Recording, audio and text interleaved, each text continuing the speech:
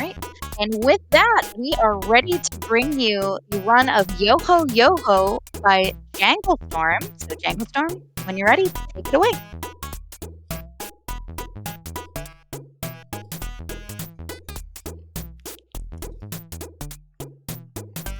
All right, thanks, Treach, and good morning, everybody. Welcome to this lovely Saturday, and welcome to the second day of Speedrun Hall of Fame's Skip the Stigma. It's been a lovely event so far, and may I just say that I am very honored to have been invited to do a run for this event as well. And, well, what better game to show for you all than this game, right? This is a game that not a lot of people might know, since it's a Dutch game. Yogho Yogho. It's based on a drink yogurt. This was made in the mid-90s. And it came with this floppy disk, which I still have my original copy of. Let me see if I can show that for the camera real brief. But yeah, so this is my original copy, which came in this lovely digipack with all the parts and such, the disc itself.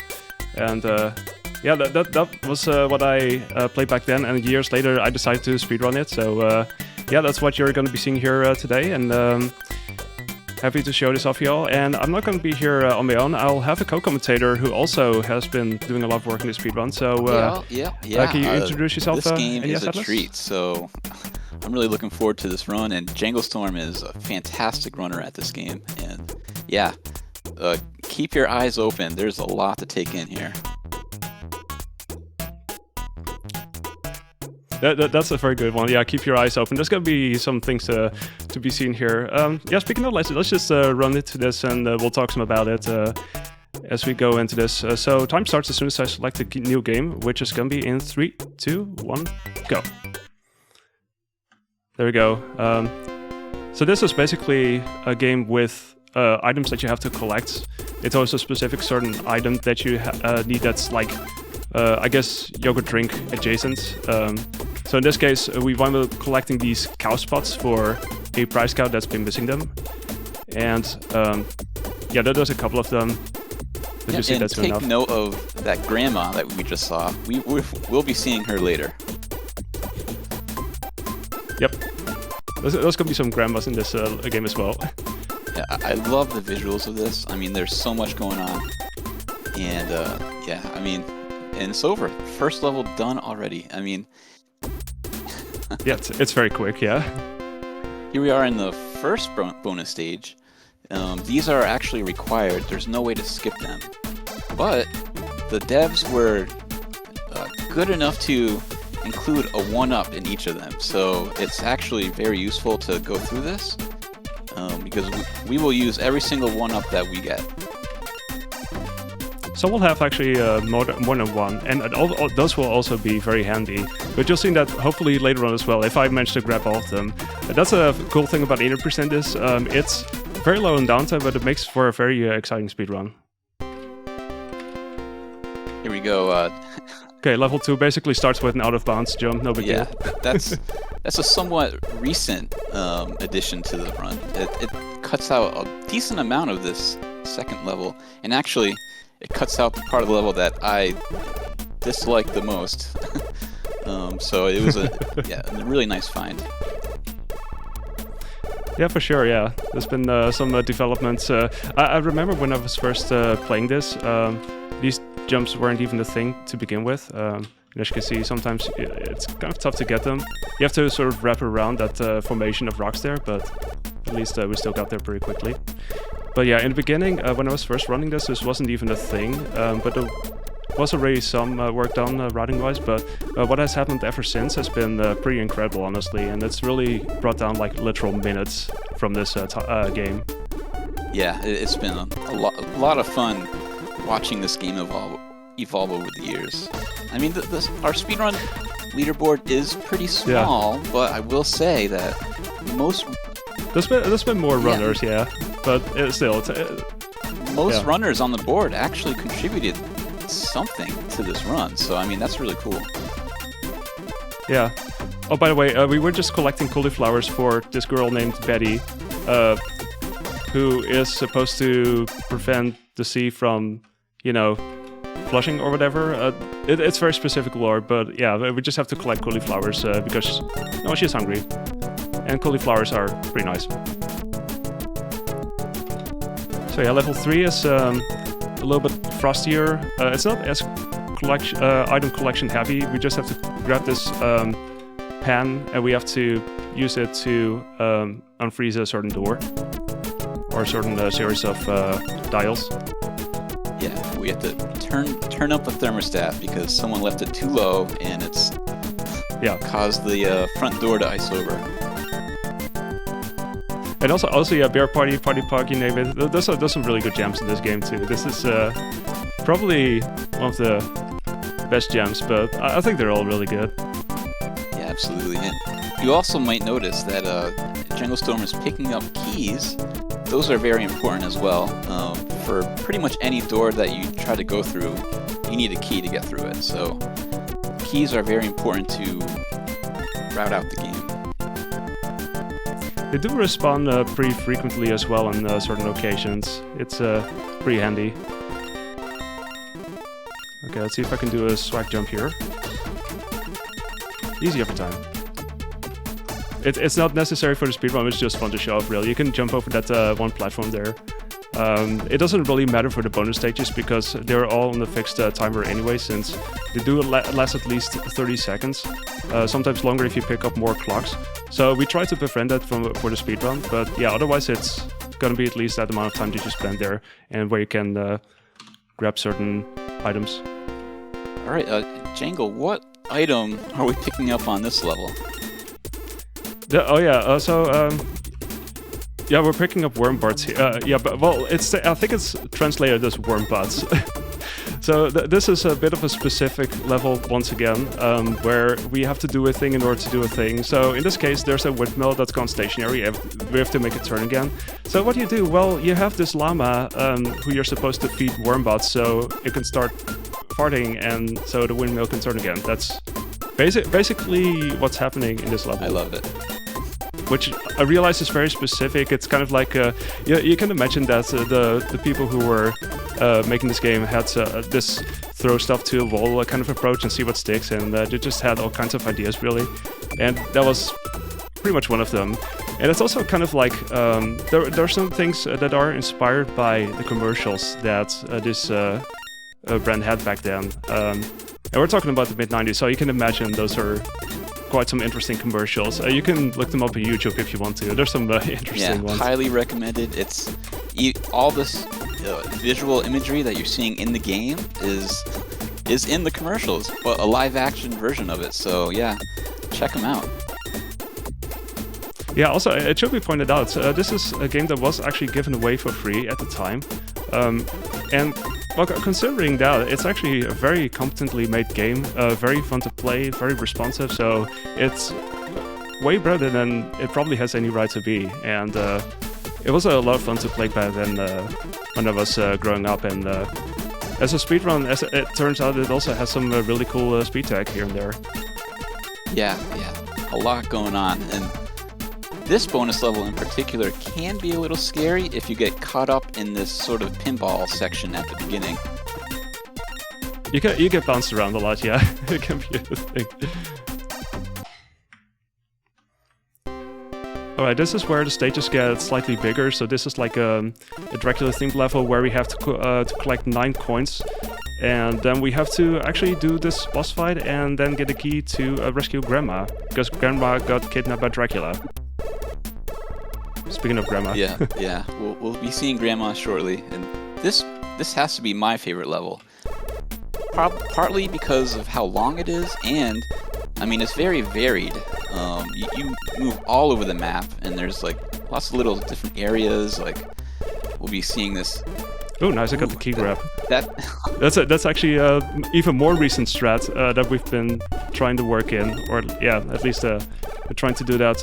If it goes well, I could save actually a couple of seconds with that, because we're gonna eventually grab another key otherwise, but we can skip it now since we got this one, thanks to the enemy boost that we got there. So, nice little thing there. Very well done. That's not easy to do. It requires tight timing, and Django's been practicing a lot lately, and he's pulled it off, so well done. both with this and the warpless category. Could you explain, Atlas, what the warpless category is about? Yeah, absolutely. So, really the big difference between the any percent and warpless is in any percent we're using death warp. So every time we see Jangle sort of restart, he's going back to the last checkpoint. But warpless, I mean, we're not allowed to do that. So you have to essentially beat every level without losing a life. And that requires a much different route in some of these levels, and they make them a bit more dangerous, and they add a few minutes to the run. So it's a bit more of a challenge, but I really like that category. Yeah, it's nice because you do get to see a lot more of the levels themselves. Indeed, it does make the bonus stages feel pretty much useless because you just have to wait there. But it's also nice because you don't have as much downtime compared to in any percent. But yeah, it's got a different feel to it. I think it's a nice addition to the game, speedrun-wise. And we saved Grandma. Save Grandma. Alright, this bonus stage is probably the toughest one because you don't have much time, and instead of one extra life, we have two. So Jangle's he already got the first one, he's gonna make his way up to the top, and if he does it successfully, he'll have just a few seconds left over. And those lives are very important, especially for the final stage, because I mean, we're gonna be using every single life. Yeah, we could definitely use all of those lives. There's also some backups, like there's been runners who usually go for like a backup in certain places, like in level 4, but otherwise there's a bit of rerouting that you have to do. So if you pick up all the extra lives, it does make it easier, that's for sure. But yeah, at least there's a backup, so it's still sort of marathon safe in that sense. Yeah, and this is another level that had a lot of changes recently, over the last year or so, to the route. Yeah. I mean, we've changed around the death warp sort of points in the game, just to try to. Yeah, there's been some changes in that case as well. Yeah, and this is another big map, so it's pretty challenging. But Jangle's pretty good at this game, so we're gonna see him fly right through it. I've been doing some 80% practice recently. I've been sort of trying to improve my PB, which is currently both NES Atlas and I have times that are barely sub 11, 10:59 and 10:58. But with the current known strats, there's very little room for improvement or any major improvement. So it's going to be tough to improve that or save even more. There's a couple of things like what I did earlier with the key grab potentially and some other optimizations, but there's not as much room compared to what we already had. Okay, so I am almost picking up the last music notes, and time is gonna be as soon as I wrap up this level, so get ready for that. Gonna go over here and time. GG, well done. That's a great time. Yeah, I actually have my splits running. That's 11.1x. That's still really, really good for a marathon. A lot of stuff went very well indeed. So I'm glad about that. So yeah, we get this ending text where they basically say, after lots of running and jumping and everything, everything is very Yogho once again, thanks to you. Basically, they describe Yogho as this kind of thing to describe things. Things are very Yogho, sort of. And take the ice and the yogurt drink, drinking it with you. We're gonna be we're gonna head to the sea, just relaxing. And then they say there's another bonus stage to go, and that's a thing that will still show off. But yeah, at least first we have the credits. So this is like the post game stuff, really. So it doesn't really count for the run itself. So yeah, whilst this is playing, if there are any donations or any other info, now's a good time now's a good time for that. Yeah, sounds great. Thank you. We have a $20 donation from Captain Floopers that says, "Yo-ho hype. Let's put those dance emotes to work." Thanks, Floopers. Yeah, there's some good gems in this game.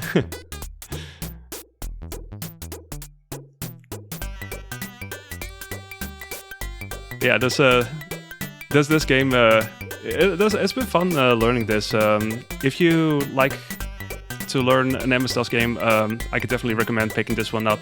There's been it's funny so ever since we need to do a shout out for DOS Gamer as well, since I think you first saw him play that over on his YouTube channel, and that's where all the recent developments came about. Really, Yeah, I think. absolutely. Yeah, Bart from DOS Gamer on YouTube. Yeah, I watched him do this run.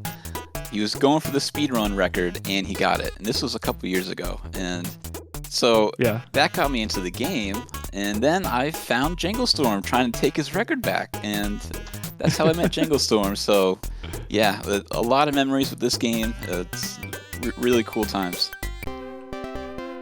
For sure, yeah. At some point, there was a sort of world record exchange back and forth. You know, Atlas would grab the world record, and then I would take it back sometime later. It was a very fun kind of challenge, really, to do that, and we really pushed it quite a long way from where it used to be. Because when I first started out, it was still like more than 30 minutes, and yeah, like I said, now there's like minutes that came off of it, so there's been some developments for sure.